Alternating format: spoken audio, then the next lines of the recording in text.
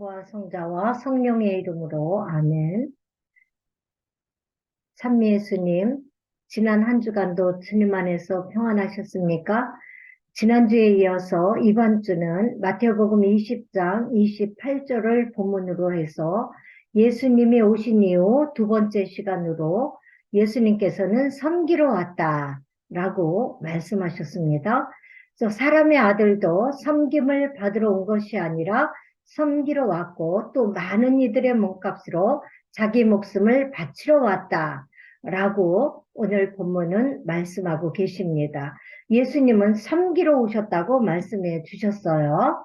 여러분, 하느님의 아들이신 예수님이 이 땅에 왜 오셨을까요? 예수님께서 이 땅에 오신 지 일주일 됐죠? 네, 성탄의 인사가 여러분 늦었는데요. 네, 메리 크리스마스, 예수님의 성탄을 진심으로 축하드립니다. 그러면 예수님께서 이 땅에 오신 이유가 무엇일까요?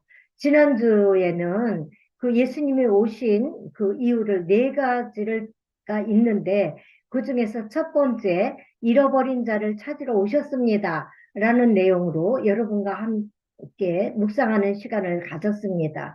자케오라는 그런 인물을 주인공으로 해서 예수님은 사랑에 굶주린 자가 잃어버린 자다.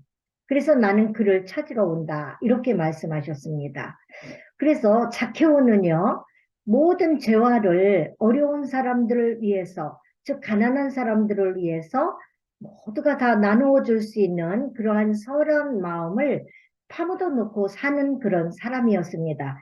그런데 예수님을 만남으로 인해서 그 많은 재화를 가난한 사람들을 위해서 나누어 줄 수 있는 그러한 선한 사람이 되었습니다. 그러므로 인해 구원받는 그런 사람이 되었지요.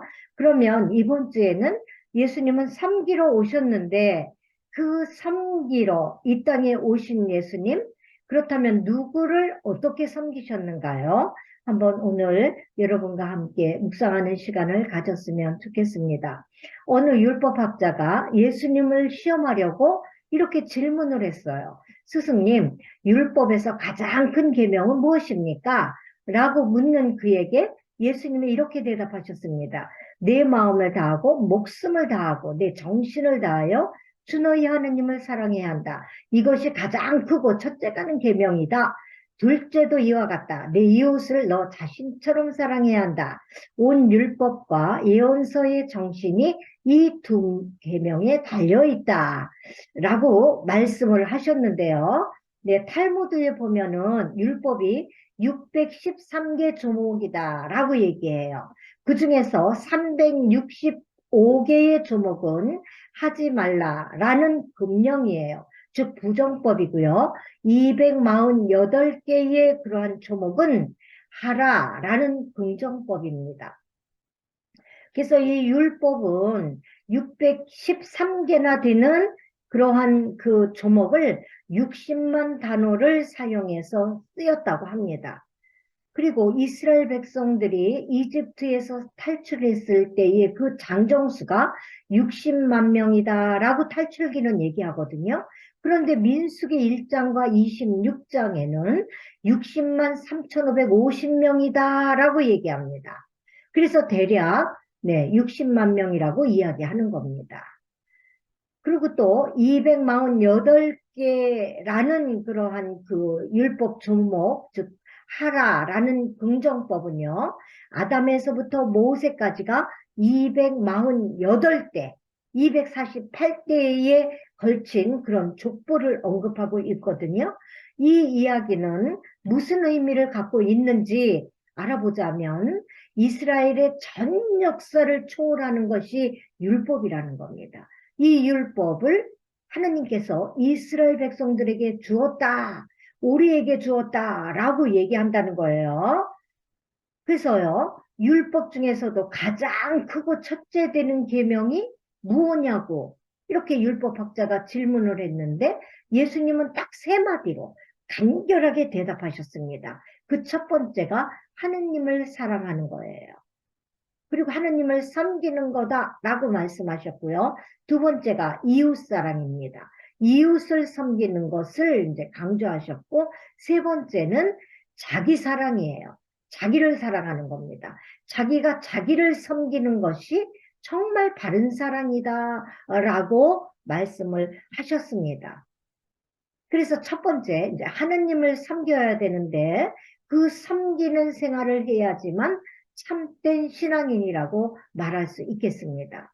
그런데 가장 큰 섬김은 하느님을 섬기는 거예요. 하느님을 섬기지 못하는 사람은 아무것도 할 수 없습니다.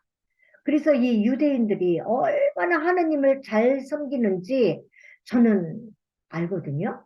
그래서 아주 그들의 그런 하느님 섬김에 저는 큰 감동을 받고 있어요. 무엇을 하든지 하느님 제일주의, 하느님 중심주의로 하느님을 섬겨요. 그래서 이제 올리브 그 열매를 추수할 때가 이제 가을이잖아요. 그 가을에 이 올리브 그 열매를 추수할 때 이들은 이 사다리를 놓고 맨 꼭대기에 있는 올리브 그 열매를 땁니다. 왜냐하면 맨 꼭대기에 있는 올리브 열매가 가장 좋은 상품이에요. 왜냐하면 맨 꼭대기에서 햇빛을 가장 잘 받고요.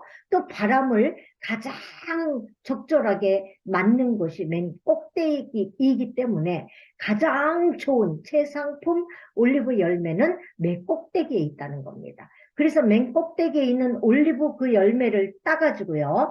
틀에다가 넣습니다. 그리고 프레스로 꽉 짜요. 짜면 기름이 나올 거 아닙니까?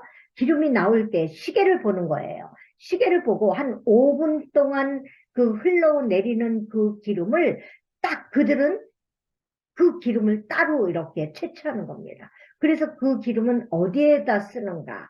우리가 얘기하고 있는 그 엑스트라 버진, 완전 그 원액이거든요. 가장 좋은 기름이에요. 제사 때에 사용합니다. 그래서 제사 때에 불 켜는 데 사용하는데 그름이 없대요. 그리고 빵 반죽하는데 파리가 달려들지 않는답니다. 이렇게 좋은 열매가 바로 올리브 열매예요. 이렇듯이 이스라엘 백성들이 하느님을 섬기는 것은 즉 하느님 제일주의로 하느님을 섬긴다. 또 두 번째는 이스라엘 백성들이 이 보면 머리에 이렇게 우리로 얘기하면 작은 베레모 같은 것을 요 정수리를 덮는데요.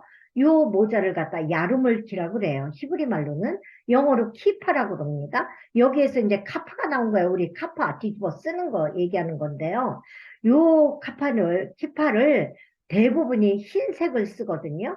그래서 우리가 미사포를 쓸 때 검정 미사포 쓰는 거와 흰색 미사포 쓰는 거와 거의 의미가 비슷합니다. 그래서 흰색 그 미사포는 깨끗하고 순결함을 얘기하죠.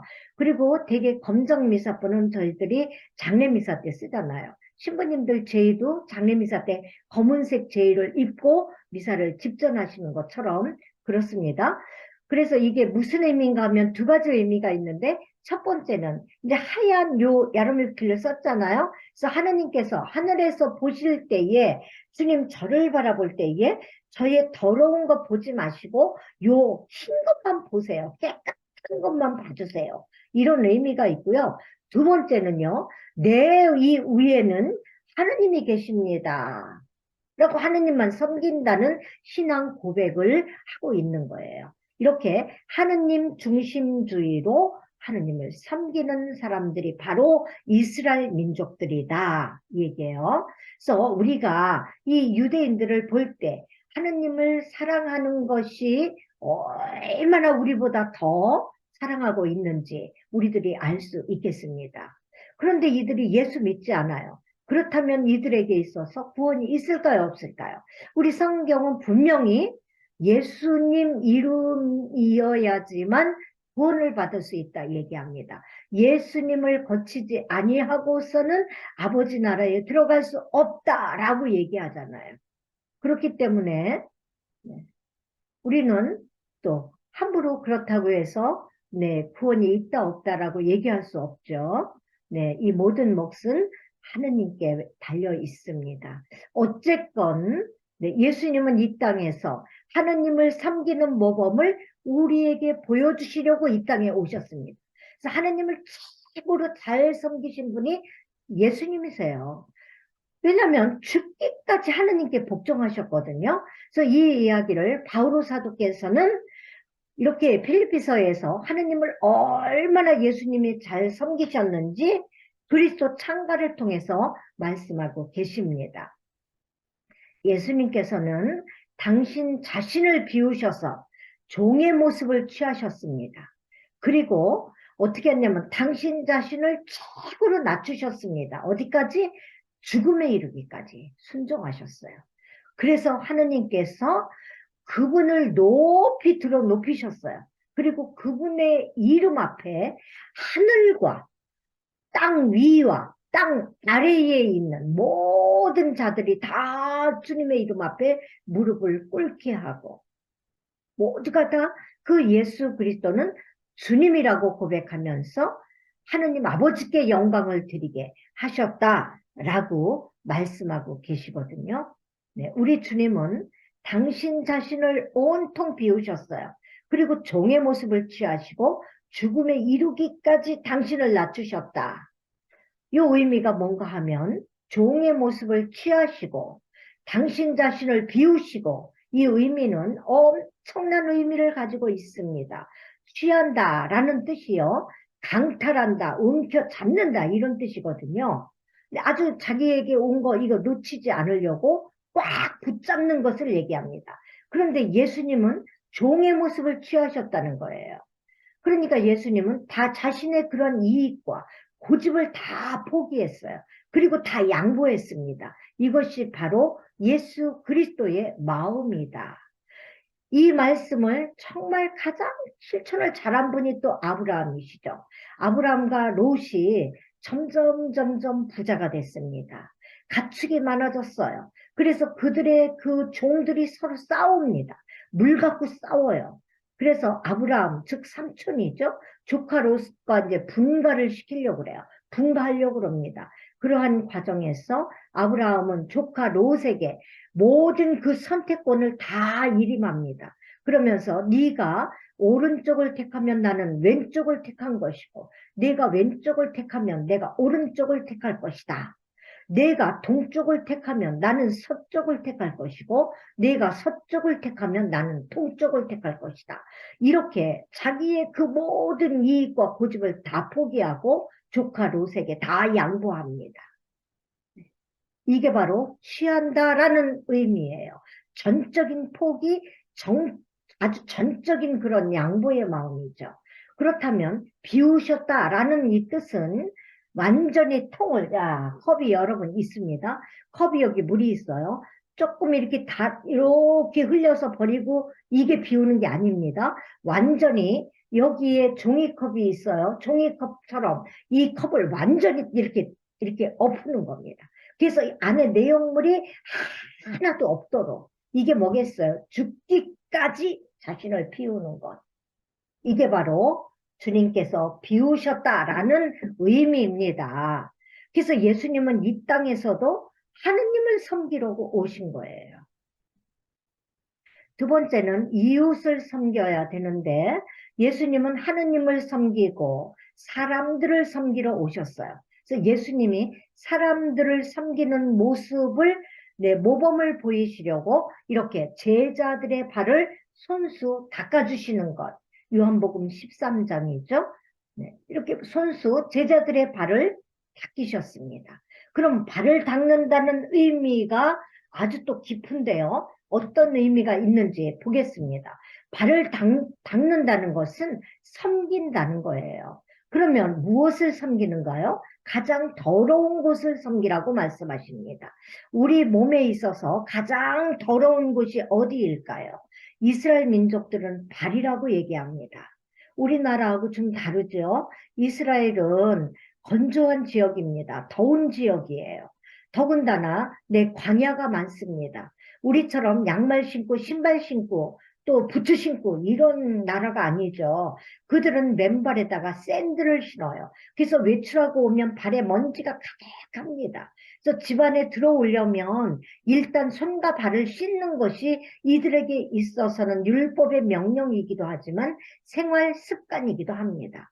그래서 문 앞에 항시 물을 담아놓은 항아리가 있어요. 이러한 그런 그 배경으로 인해서 네, 요한복음 2장에 가나의 혼인잔치의 표징을 여러분 물을 포도주로 만드는 그런 표징에서도 알 수 있듯이 문 앞에 그래서 항아리에 물을 담아 놓는 겁니다. 일단 씻어야지 실내로 들어갈 수 있기 때문에 그렇습니다. 그래서 발을 씻는다는 의미는 아주 안 좋은 곳, 가장 더러운 곳, 이런 곳을 너희는 섬겨라. 이렇게 말씀하셨어요. 두 번째는요, 예수님이 제자들의 발을 씻겨줬어요. 아랫사람을 섬기라는 겁니다.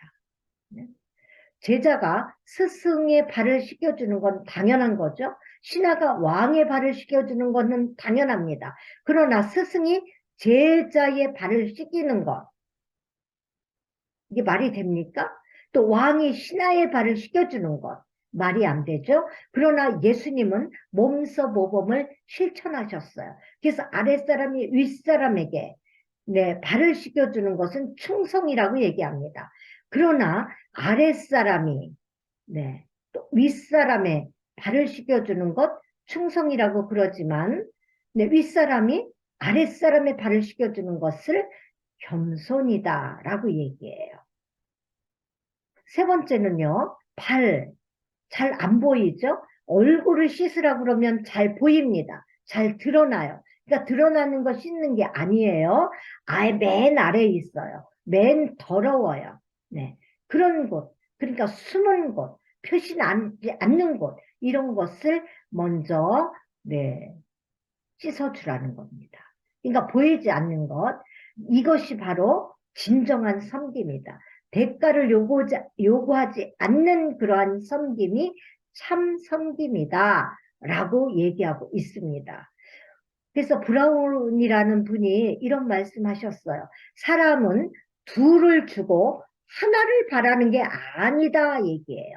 9을 주고도 더 주지 못해서 안타까워하는 것이 사랑입니다 라고 얘기했어요. 그래서 예수님은 섬기러 오신 분이에요. 하느님을 섬기고 이웃을 섬기러 오신 분이거든요.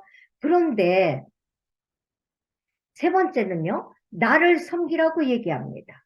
예수님은 하느님을 섬기고 이웃을 섬기러 오셨어요. 그런데 또 하나의 섬김이 있는데 그것이 바로 내가 나를 섬기는 겁니다. 마태복음 22장 37절에서 40절까지의 말씀은 이렇게 얘기합니다. 하느님을 사랑하고 내 이웃을 너 자신처럼 사랑해야 된다. 이것이 바로 율법과 예언서의 정신이다 라고 얘기합니다. 자, 이게 전데요. 제가요, 하느님 사랑하고 하느님 섬기고 이웃을 사랑하고 이웃을 섬기는 것, 네, 당연한 겁니다. 그러나 나를 사랑하는 거예요. 자기가 자기를 사랑하는 것이 가장 근본이라는 겁니다. 네? 자기 섬기고 자기를 사랑하는 것이 바로 바탕이 되어 있어야지만 하느님을 사랑하고 이웃을 사랑할 수 있다. 하느님을 섬기고 이웃도 섬길 수 있다. 이렇게 말씀드리는 겁니다. 자기를 사랑할 줄 모르는 사람은 하느님을 사랑할 줄 몰라요. 자기를 사랑할 줄 모르는 사람은 이웃을 사랑할 줄도 모릅니다.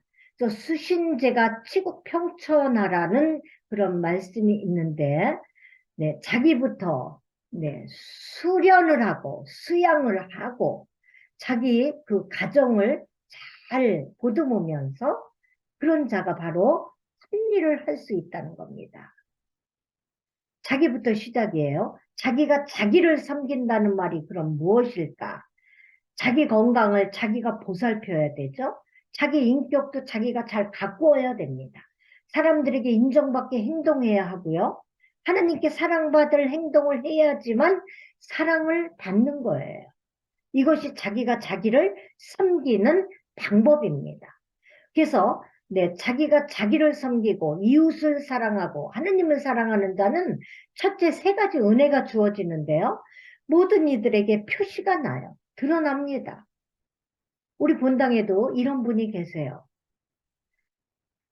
얼마 전까지만 해도, 몇 년 전만까지만 해도 토요일, 주일을 대신해서 드리는 그런 미사를 갖다 토요 특전 미사 이렇게 얘기했잖아요.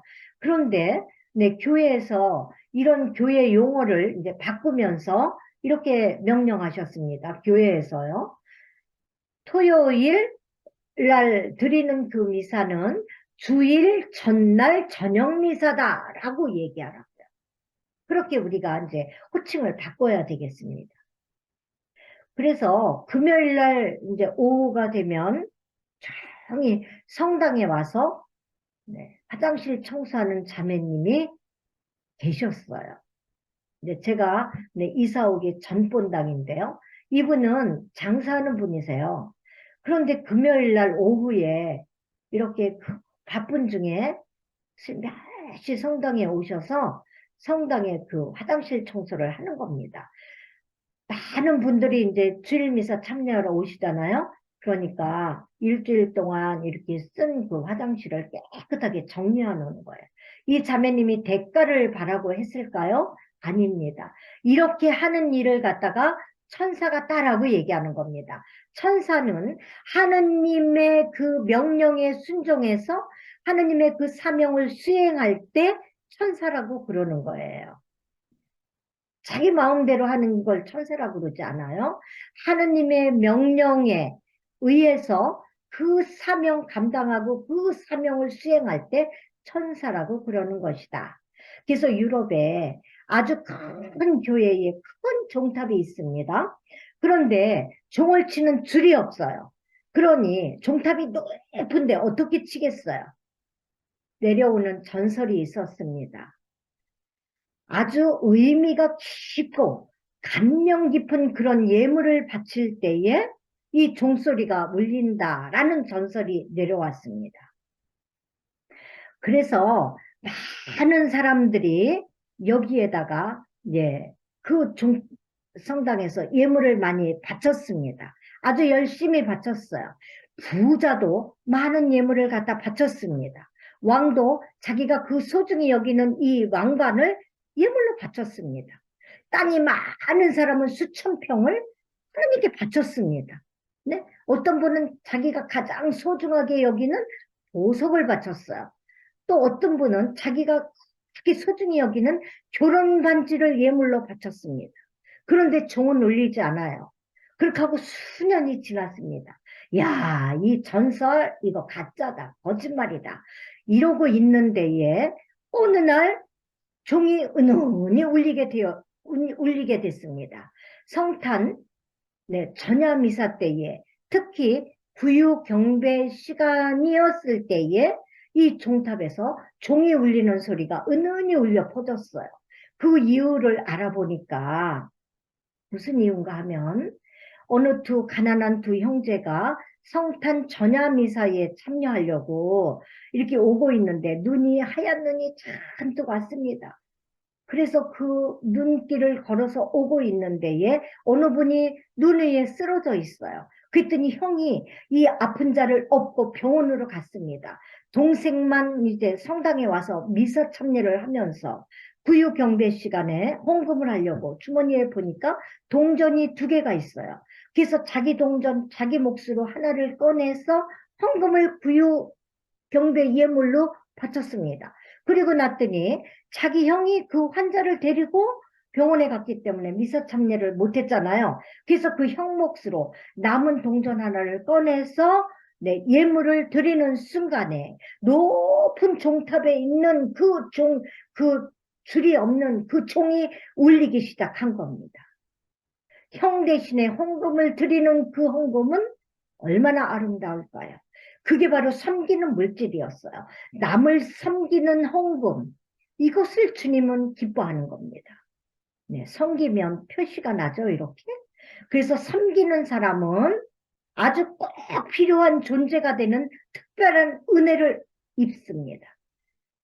이러한 자는 어떤 모임에서든지 간에 없어서는 안 될 사람이 돼요. 그분이 빠지면은 금방 표가 납니다. 그리고 모든 사람들이 다 아쉬워해요. 미국의 정치가 에드먼드 버크라는 분은 이 말씀을 하셨어요. 내 평생에 많은 사람을 봤지만 자기 맡은 일에 헌신하는 사람 치고 내 악한 사람 없더라.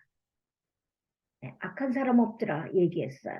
그리고 또 영국의 조지 6세 이 왕은 이런 말 했습니다. 당신이 사람을 쓸 때에 그 사람의 됨됨이를 알기 위해서는 그가 살아생전에 그 과거와 현재에 얼마나 봉사했는지 또는 얼마나 헌신했는지 이거를 알아보면 그 사람의 됨됨이를 알 수 있다.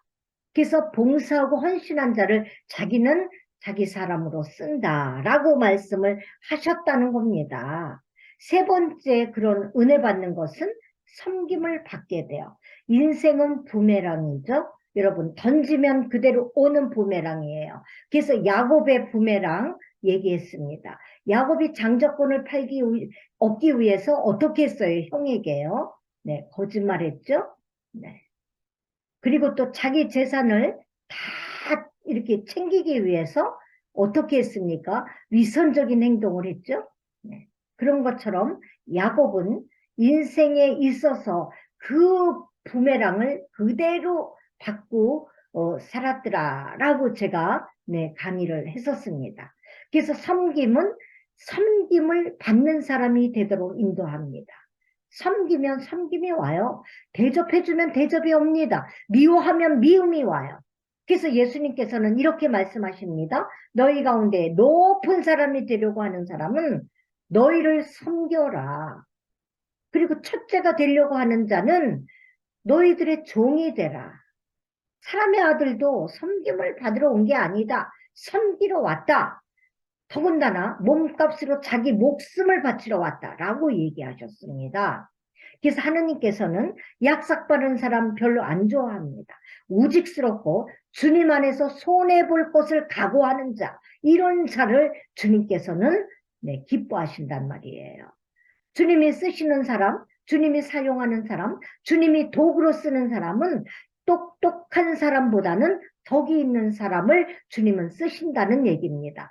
덕이라는 얘기는, 덕은요, 득이라는 데서 왔어요. 이게 얻을 득자죠. 매일매일 사람이 네, 좋은 일을 계속 이렇게 쌓아가는 겁니다. 이게 바로 득이에요. 이 득이 점점 쌓아갈 때 덕 있는 사람이 되는 거예요. 그래서 예수님께서 이 당부하신 섬김, 발 씻는 그런 섬김의 의미를 실천한 사람이 요즘에도 계십니다. 예수를 위한 바보라는 책이 있어요. 이 개신교 목사님이 쓰신 책인데 이 책에서 이 목사님은 당신의 그 목회를 잠시 접고 주님의 음성을 어느 날 들은 것을 실천하려고 길을 떠납니다. 그럴 때 주님의 음성이 다시 들리죠. 나는 네가 몇 명의 발을 닦아 주었는지 세보지 말라. 네, 그냥 내가 보여주는 그 사람을 그냥 발을 씻어줘라. 이렇게 얘기했거든요. 그래서 자기의 그 목회를 1년 4개월 동안 접어요. 접고 목적을 한 3,000km 가면서 예수님을 전하려고 해요. 어떤 방법으로? 발을 씻어주면서 예수님을 전하라 라는 음성을 듣는 겁니다. 그래서 이제 목적을 세우고 그 일을 실천하려고 갑니다. 그러면서 기도해요. 하느님께서 들려주신 이 음성이 정말이면 제가 발을 씻길 이 대야도 주님이 주십시오. 그래서 정말 이 대야도 주님이 주셨습니다. 그래서 대야와 십자가와 접이식 의자 3개를 싸가지고 짐을 짊어지고 3,000km나 되는 그러한 길을 떠납니다. 떠나서 몇 달이 지났어요. 그러고 나니까 아프리카 신문에 이 사람들을 그냥 이 사람이 너무 유명한 자가 되는 거예요. 다 보도하는 겁니다. 그랬더니 네, 아프리카 대통령이 발을 딱 내미는 거예요. 그래서 아프리카 대통령 발도 씻어준 거죠. 이렇게 해서 온 아프리카에 관심이 이분에게 집중했습니다. 그리고 아프리카의 영웅이 되고 화제의 인물이 되었어요. 그때 쓴 일기가 바로 이 책입니다. 예수를 위한 바보예요. 여러분, 네. 부산에서 서울까지 아니면 광주에서 서울까지 여러분 한번 시도해 보고 싶은 마음이 없으십니까? 이렇게 예수님은 섬기러 오신 분이에요. 네, 정리하겠습니다. 예수님이 이 땅에 오신 이유가 있는데요. 첫 번째는 잃어버린 사람을 찾으러 오셨다고 얘기했습니다. 근데 두 번째는 섬기러 오셨다라고 말씀하셨어요. 그래서 첫 번째가 하느님을 섬기고 이웃을 섬기고 나를 섬기는 것. 이게 바로 예수님의 섬김에 우리가 응답하는 삶이에요. 여러분, 한 주간도 예수님 당부에 응답하면서 잃은 자를 찾아서 우리가 나서야 되겠고요. 또 예수님처럼 모든 즉 하느님을 섬기고 이웃을 섬기고 나를 섬기고 네, 그런 자가 되는 한 주간 되셨으면 참으로 좋겠습니다. 여러분, 한 주간도 주님 안에서 축복 가득한 한 주 되시길 바랍니다. 네, 감사합니다. 영광이 성부와 성자와 성령께 처음과 같이 이제와 항상 영원히 아멘. 성부와 성자와 성령의 이름으로 아멘.